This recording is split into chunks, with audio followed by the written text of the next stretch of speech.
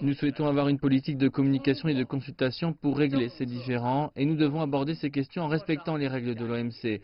La Chine et les États-Unis sont tous deux des membres importants de l'OMC et les règles de l'OMC devraient être respectées par les deux pays.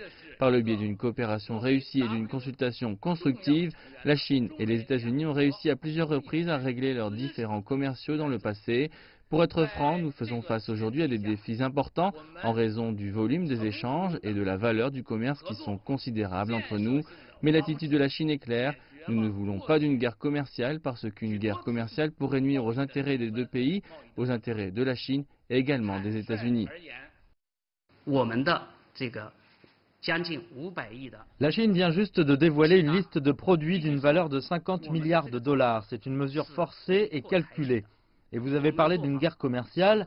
La Chine ne veut pas d'une guerre commerciale parce que personne ne sortira vainqueur d'une guerre commerciale. Mais nous ne sommes certainement pas effrayés par une guerre.